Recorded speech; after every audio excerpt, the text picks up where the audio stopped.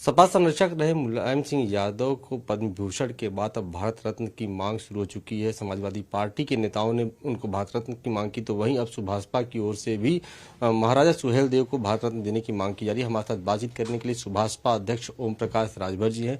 ओम प्रकाश जी, मुलायम सिंह यादव को पद्म भूषण दिया गया है और अब उसको लेकर भारत रत्न की मांग की जा रही है। आपकी तरफ से भी किया जा रहा है कि भारत रत्न की मांग दिया जाए जो महाराजा सुहेलदेव है, कैसे कहते? देखिए, जब विदेशी आक्रमणकारी भारत पे बार बार आक्रमण कर रहे थे तो कोई टिक नहीं पा रहा था। राजभर महाराजा सुहेलदेव जी विदेशी आक्रमणकारी जो भारत को गुलाम बनाने की नीयत से यहाँ आया था, उसको नेस्तनाबूद किया। 169 साल तक कोई विदेशी आक्रमणकारी भारत पर आंख नहीं दिखाया। ऐसे वीर योद्धा, वीर प्रतापी राजभर महाराजा सुहेलदेव जी को भारत रत्न की उपाधि हम सरकार से आपके माध्यम से कहूंगा कि राजभर महाराजा सुहेलदेव जी को भारत रत्न दिया जाए। इस काम को लेकर हम प्रधानमंत्री, गृह मंत्री, मुख्यमंत्री से भी मिलेंगे कि भाई जिन लोगों ने देश के लिए काम किया, जिन लोगों ने संविधान लिखा, देश को अखंड खंड जो राजा थे उनको मिला करके देश कायम किया, जो देश के महापुरुषों को आपने भारत रत्न दिया है, तो फिर राजभर महाराजा सुहेलदेव जी को भी भारत रत्न मिलना चाहिए। भारत का इतिहास बड़ा ही गौरवशाली रहा है और उसमें योगदान की अगर बात करें तो महाराजा सुहेलदेव का भी एक बड़ा विशेष योगदान रहा है। आप समय समय पर प्रधानमंत्री से भी मिलते रहते हैं, गृह मंत्री से भी मुलाकात करते रहते हैं, मुख्यमंत्री से भी मुलाकात। क्या कभी इसको लेकर कभी चर्चा हुआ या कोई पत्र आपने दिया इसको लेकर? इसको लेकर के हमने करीब 4 बार पत्र दिया है और आज तो मैं जा रहा हूं बॉम्बे। आज कार्यक्रम दहीसर है, कल भी मंडी कार्यक्रम करके परसों लौटूंगा।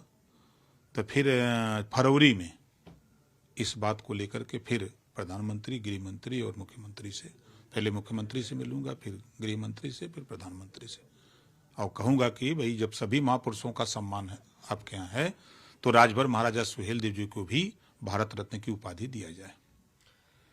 सवाल एक मेरा और है कि इस वक्त समाजवादी पार्टी के एक नेता हैं स्वामी प्रसाद मौर्य, जो आजकल चर्चाओं में है अपने विवादित बयानों को लेकर। कभी वो रामचरितमानस को बकवास बताते हैं, कभी साधु संतों को जो है आतंकवादी कर देते हैं। उनकी इस बयान को आप कैसे देखते हैं?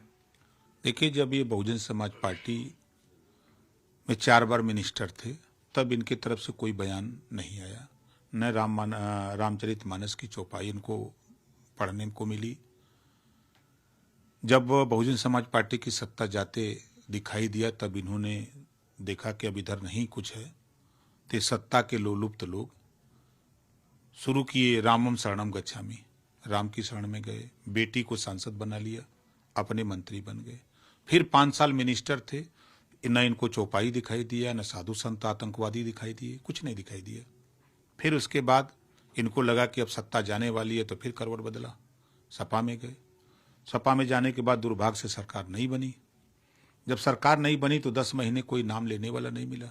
तो ऐसी परिस्थिति में तब इन्होंने सोचा कि अब अनर्गल बयान नहीं देंगे तो हम चर्चा में कैसे रहेंगे। तो ये बयान उनका व्यक्तिगत बयान हो सकता है और उस बयान पर मैं ये कहूंगा समाजवादी पार्टी, आपने लौटन राम निषाद के खिलाफ कार्रवाई किया, इसी तरह का बयान दिया था, पिछड़ा वर्ग प्रकोष्ठ के प्रदेश अध्यक्ष थे, तो आपने उनके बयान पर उनको निष्कासित कर दिया। आवाज समाजवादी पार्टी सफाई दे रही कि व्यक्तिगत बयान है, तो आपने लोटाराम निषाद का व्यक्तिगत बयान क्यों नहीं माना, क्यों निकाल दिया उसको? सवाल लिखिए कि आप समाजवादी पार्टी के सहयोगी रहे हैं और आप समय समय पर राय मशवरा भी देते रहे हैं। अखिलेश यादव इस पूरे मामले में चुप्पी साधे हुए हैं और जिस तरीके से इस बयान को लेकर साधु संत और खासतौर पर हिंदू समाज में जो विरोध है, क्या नहीं लगता कि आगामी चुनाव में, चाहे वो लोकसभा चुनाव हो चाहे निकाय चुनाव हो, इसमें इसका एक बड़ा नुकसान समाजवादी पार्टी को देखने को मिल सकता है? समाजवादी पार्टी को बड़ा नुकसान झेलना पड़ेगा, इस नाते कि हमने देखा कि समाजवादी पार्टी के तमाम विधायक खुल करके सामने आए उनके बयान के विरोध में। उन लोगों का कहना है कि हम किस मुंह से वोट मांगने जाएंगे। जब समाजवादी पार्टी में रह करके इस तरह की बात कर रहे हैं तो निश्चित तौर पे समाजवादी पार्टी का नुकसान होगा।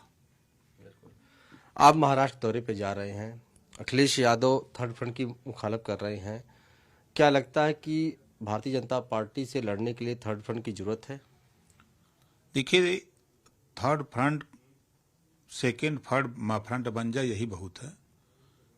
अगर लड़ना लोग चाहते हैं तो कांग्रेस पार्टी के नेतृत्व में सब लोग इकट्ठा होकर लड़ें तो लड़ाई लड़ी जा सकती है।